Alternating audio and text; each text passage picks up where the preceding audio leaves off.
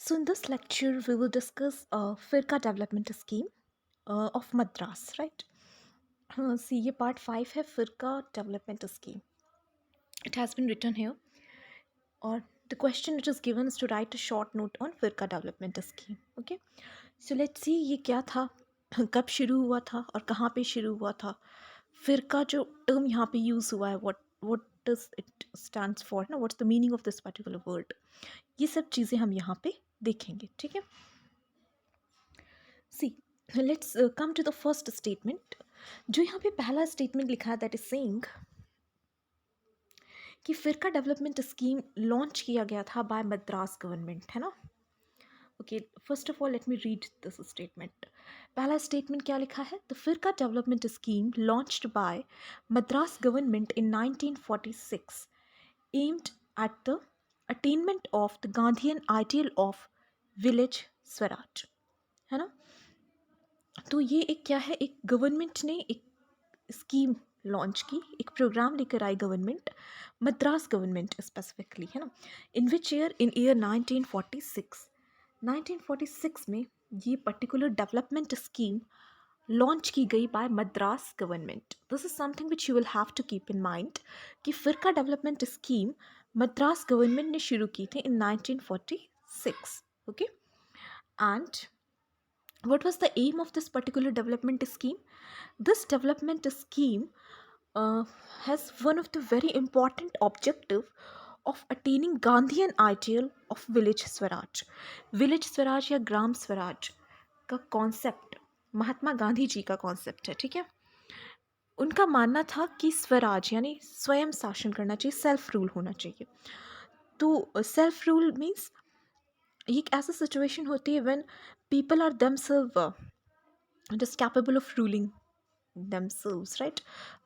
Like let's say if you know how what to do in order to develop, है ना, you may just rule yourself. तो अगर कोई village है वहाँ के लोग खुद ही कोई इनिशिएटिव ले for their development, so that will be Swaraj, है ना. डिसीजन मेकिंग पावर उनके पास हो, कोई थर्ड पर्सन उन पे आके रूल करे, उससे बेटर है कि वो खुद ही अपने प्रोजेक्ट्स बनाएं, खुद में से ही किसी एक को इलेक्ट करें और उसको कुछ डिसीजन मेकिंग पावर दे ताकि उनके फेवर में काम हो सके, है ना. उनकी डेवलपमेंट के लिए कुछ चीज़ें हो सके, उनके वेलफेयर के लिए चीज़ें वहाँ पे कंडक्ट कराई जा सके. सो दैट इज़ स्वराज, है ना. अब ग्राम स्वराज की जब हम बात कर रहे हैं तो गांव में लोगों को सेल्फ डिपेंडेंट बनाना, सेल्फ रिलायंट बनाना, मतलब वो किसी दूसरे पे नहीं डिपेंडेंट है, वो अपने लिए अपने निर्णय खुद ले रहे हैं, राइट.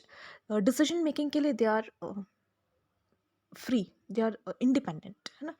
उनको पता है कि ऑब्वियसली जिस इंसान को डेवलप करना है उसकी खुद की प्रॉब्लम्स उसे ज़्यादा पता होती हैं.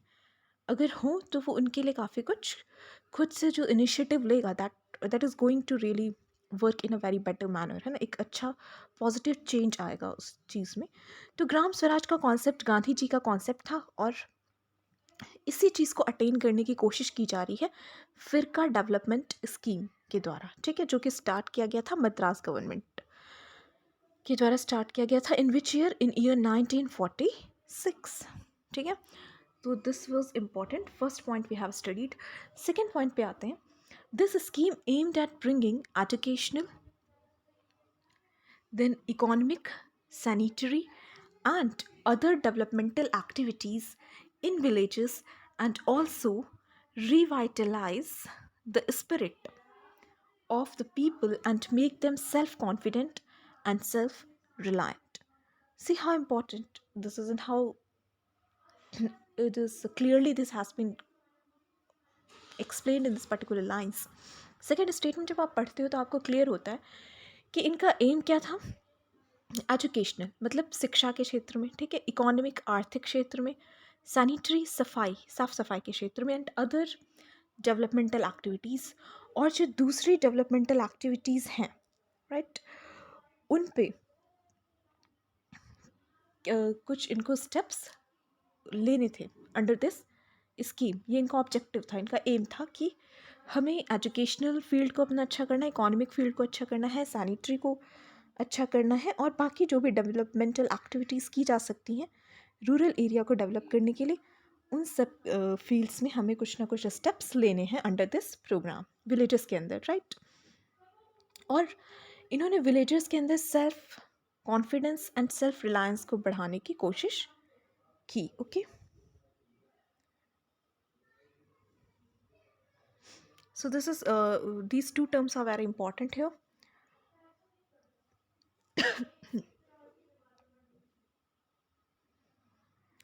सी नाउ एक स्पिरिट लाने की कोशिश की गई यहाँ पे विलेजर्स के अंदर। स्पिरिट ऑफ व्हाट, किस चीज़ को जनरेट करने की कोशिश की गई है इन द विलेजर्स। ये दो फीलिंग्स की बहुत ज़्यादा ज़रूरत थी, self confidence and self reliance. मतलब सेल्फ कॉन्फिडेंट मीन्स आत्मविश्वास and self reliant means if a person is self dependent, खुद पे ही कोई डिपेंडेंट हो, then we call that person self reliant, है ना। तो ये चीज़ें, ये गुण हम लोगों में या फिर आप कह सकते हो विलेजर्स में लाने की कोशिश की गई। एक तो आत्मविश्वास और दूसरा आत्मनिर्भरता, ठीक है। तो ये दो अच्छे वर्ड्स हैं एंड ये इसके ऑब्जेक्टिव्स भी हैं। आत्मनिर्भरता, सॉरी, सेल्फ कॉन्फिडेंस मीन्स आत्मविश्वास, and if you talk about self reliance it means आत्मनिर्भरता, ठीक है। खुद पे डिपेंड रहना, इंडिपेंडेंट होना और खुद पे विश्वास रखना कि हमारे प्रॉब्लम्स हैं तो हम इससे बाहर निकलेंगे with all the skills which we have developed till now. अब हम थर्ड पॉइंट पे आते हैं, that sees among pre independence project this was the biggest project, right. 1947 से पहले भारत आज़ाद नहीं था, राइट। तो उस समय से पहले जितने भी प्रोग्राम्स स्टार्ट हुए, अभी तक हमने जितने प्रोग्राम्स पढ़े, श्री निकेतन हो गया, देन गुड़गांव एक्सपेरिमेंट, ये कुछ प्रोग्राम्स हैं जो हमने पढ़े। कुछ ऐसे भी होंगे जो और भी स्टार्ट किए गए होंगे बट वी हैवंट स्टडीड, है ना। तो जितने भी प्रोग्राम्स स्टार्ट हुए थे इंडिपेंडेंस से पहले, मतलब 1947 से पहले, उसमें से सबसे बड़ा अगर कोई प्रोग्राम है तो that is your firka development program, ठीक है। रूरल डेवलपमेंट के फील्ड में it is one of the biggest, in fact it was the biggest program, right. Now let's come to the fourth point.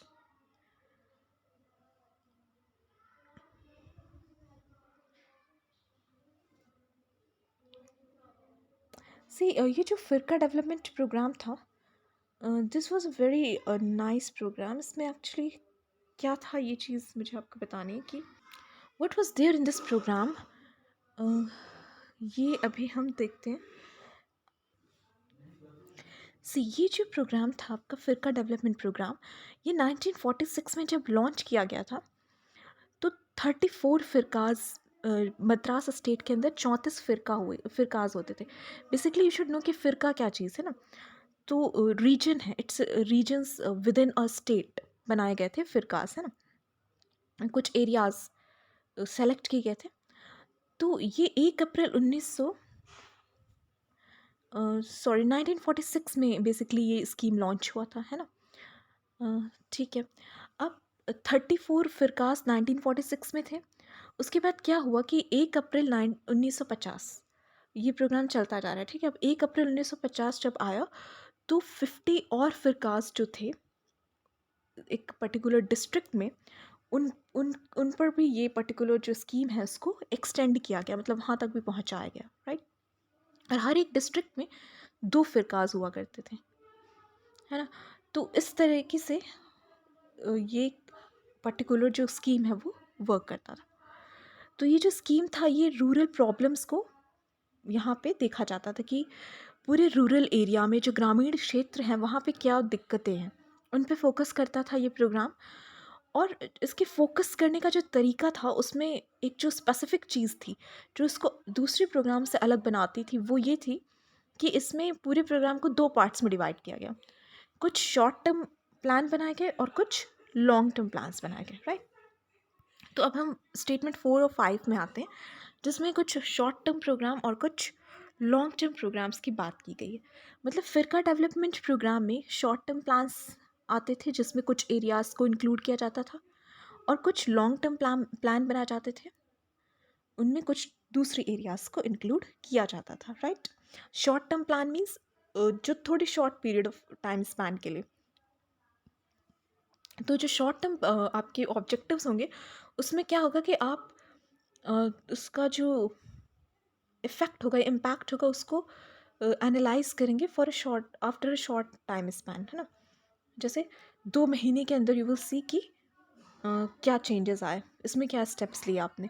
अब जैसे कुछ इंपॉर्टेंट चीज़ें, just come to the point, let's go to the point 4, है ना, तो आपको ज़्यादा समझ में आएगा।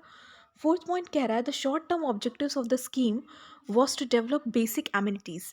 You can write down that in firka development program there were 2 types of it was categorized, you can say that in this program we have certain short term plans and certain long term plans, right? So the short term जो plans थे, objectives थे, उस इस scheme के अंदर that was to develop basic amenities and an institutional framework for carrying out communication, water supply, sanitation, formation of panchayats and cooperatives, ठीक है। तो कुछ बेसिक मूलभूत सुविधाएं प्रदान करनी है, बेसिक एमिनिटीज़ हमें डेवलप करनी है, ठीक है, शॉर्ट टर्म ऑब्जेक्टिव्स के अंदर। और कुछ ऐसे इंस्टीट्यूशनल फ्रेमवर्क बनाने हैं, मतलब कुछ इंस्टीट्यूशंस क्रिएट करने हैं। किस पर्पस के लिए? तो ये पर्पसेस देखिए कि किन को शॉर्ट टर्म प्लान में रखा है। Communication, communication is important, right. तो तुरंत इस्टेब्लिश करना होगा if you need to develop this particular thing. तो कम्युनिकेशन हो गया, then water supply, sanitation, formation of panchayats and cooperatives.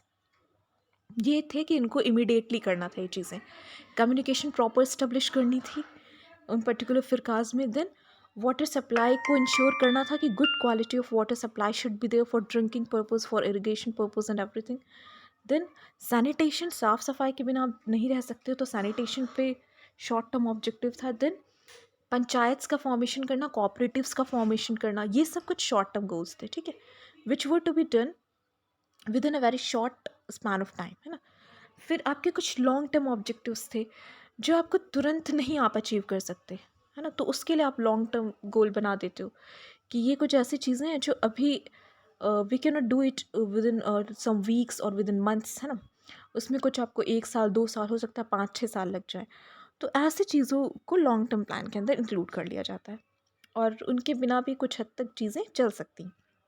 तो जैसे कि एग्रीकल्चर में सेल्फ सफिशिएंट होना इन फूड। अब इनिशियली व्हाट दे डिड कि कुछ चीज़ें वहीं पर ग्रो होती होंगी, कुछ के लिए जो विलेजेस हैं वो दूसरे विलेजेस पे डिपेंड करते होंगे या दूसरे स्टेट्स पे डिपेंड करते होंगे। बट आप सारी चीज़ें उसी वक्त नहीं क्रिएट कर सकते, है ना। सेल्फ सफिशिएंट आप फूड में तुरंत नहीं हो सकते, आप दूसरों पे अगर डिपेंड है तो लेट इट बी, उसको अभी होने दो, right. But gradually what we will do, we will try to make ourselves self sufficient. 2-3 साल में कुछ ऐसी टेक्निक्स लेके आएंगे, कुछ ऐसे गुड क्वालिटी सीड्स लेके आएंगे कि हम अपने एग्रीकल्चर जो प्रोडक्ट्स हैं उसमें सेल्फ सफिशिएंट हो सकें, है ना। फूड में सेल्फ सफिशिएंसी की कोशिश की गई। देन क्लॉथिंग और शेल्टर के लिए किसी पे ना डिपेंड होना पड़े, ये सब लॉन्ग टर्म प्रोसेस में उन्होंने रखा। देन एग्रीकल्चर को डेवलप करना था, तो तुरंत नहीं हो जाएगा, है ना। दिस थिंग्स टेक टाइम, तो इनके लिए लॉन्ग टर्म प्रोग्राम्स बनाए गए। देन एनिमल हस्बेंड्री पे फोकस किया गया, खादी एंड विलेज इंडस्ट्रीज़ पे फोकस किया गया, राइट। ये कुछ ऐसी चीज़ें हैं जो चेंज होती रहती, तो डायनेमिक हैं and they will take time to happen, तो उनके लिए लॉन्ग टर्म प्लान्स बना दिए गए। अब 6th पॉइंट पे आते हैं। The administrative machinery consisted of director of rural welfare at state level, the collector at district level, the rural welfare officer at firka level, and 5 to 10 gram sevaks under him. अब ये पूरा जो programme conduct कराया जा रहा है by the Madras government, उसके लिए उन्होंने कैसी एडमिनिस्ट्रेटिव मशीनरी क्रिएट की, एडमिनिस्ट्रेशन में कैसा सिस्टम था, how the things were organized, है ना, वो चीज़ें यहाँ पे बताई गई। कि इसके लिए एक डायरेक्टर ऑफ रूरल वेलफेयर होता था स्टेट लेवल पे, है ना, जो देखता था इन चीज़ों को। देन डिस्ट्रिक्ट लेवल पे कलेक्टर था, जैसे आज भी डिस्ट्रिक्ट लेवल पे यू हैव कलेक्टर्स, है ना। रूरल वेलफेयर ऑफिसर होता था एट फिरका लेवल, और 5 से 10 ग्राम सेवक होते थे उसके अंडर में। जैसे एक डिस्ट्रिक्ट के अंदर 2 फिरकाज हैं, तो हर एक फ़िरका का अपना एक रूरल वेलफेयर ऑफिसर है। ये जो रूरल वेलफेयर ऑफिसर एक फ़िरका का, उसके अंडर में 5-10 ग्राम सेवक होते थे, जिनके थ्रू वो इन चीज़ों को, इस स्कीम को वहाँ पे कंडक्ट कराता था, इम्प्लीमेंट करवाता था, ठीक है। उसके बाद जो रूरल वेलफेयर ऑफिसर्स हैं दोनों फ़िरकास के, they were to report to the collector at district level. मतलब ये दोनों किसके अंडर में है? कलेक्टर के अंडर में, डिस्ट्रिक्ट लेवल पे। फिर जो डिस्ट्रिक्ट लेवल के डिफरेंट कलेक्टर्स हैं, they will have to give the information, और they will have to communicate each and everything to the director of rural welfare at state level, है ना। तो ये पूरी एक एडमिनिस्ट्रेटिव मशीनरी क्रिएट की गई थी। इसके अलावा besides these, staffs for agriculture and public works were also provided for every firka. फिर और भी कुछ रिक्रूटमेंट्स किए गए थे, लाइक एग्रीकल्चर के कुछ स्टाफ को रिक्रूट करना, देन पब्लिक वर्क्स के लिए कुछ दूसरे लोगों को रिक्रूट करना। ये सारी चीज़ें फ़िरका लेवल पे अपने स्तर पे की जाती थी, ठीक है। 1953-54, when the Community Development Program at the National Extension Service Program were adopted by Madras State, the Firka Development Scheme was merged with it. तो यहाँ पे क्या हुआ कि 1953 और 54 में कुछ न्यू प्रोग्राम इनिशिएट किए गए by the government of India, जैसे कम्युनिटी डेवलपमेंट प्रोग्राम था, देन एक नेशनल एक्सटेंशन सर्विस प्रोग्राम था। ये दो प्रोग्राम सरकार ने शुरू किए, तो मद्रास स्टेट ने भी इसको अडॉप्ट किया। एंड जो फ़िरका डेवलपमेंट स्कीम 1946 में स्टार्ट हुई थी, वो कंटिन्यू थी टिल 53 एंड 54। बट जब ये प्रोग्राम्स आए, तो क्योंकि इनके ऑब्जेक्टिव्स भी मोर और लेस सेम थे, कॉमन ऑब्जेक्टिव था, डेवलपमेंट रिलेटेड प्रोग्राम्स ही कंडक्ट कराए जाते थे, तो फ़िरका डेवलपमेंट स्कीम को इन्हीं के अंदर में मर्ज कर दिया गया। It became a part of these program, है ना। तो वहाँ से फिर it continued as a community development program और नेशनल एक्सटेंशन सर्विस प्रोग्राम, ठीक है। जो भी फ़िरका डेवलपमेंट स्कीम्स के अंदर जो चीज़ें की जा रही थी, इसके अंतर्गत उन चीज़ों को किसके अंतर्गत किया जाने लगा? Community development program and national extension service program, okay. So this was all about firka development program. तो फ़िरका बेसिकली रीजन है ना, विद इन अ डिस्ट्रिक्ट, जहाँ पे मतलब एडमिनिस्ट्रेटिव पर्पस के लिए एक डिस्ट्रिक्ट को कुछ पार्ट्स में डिवाइड कर दिया, है ना। और उसको हमने कहा कि दीज आर फ़िरका, और जो डेवलपमेंट किए गए वो उसी लेवल पे किए जाते रहे, ठीक है। So that was all about Firka development scheme. So that's all. Thank you.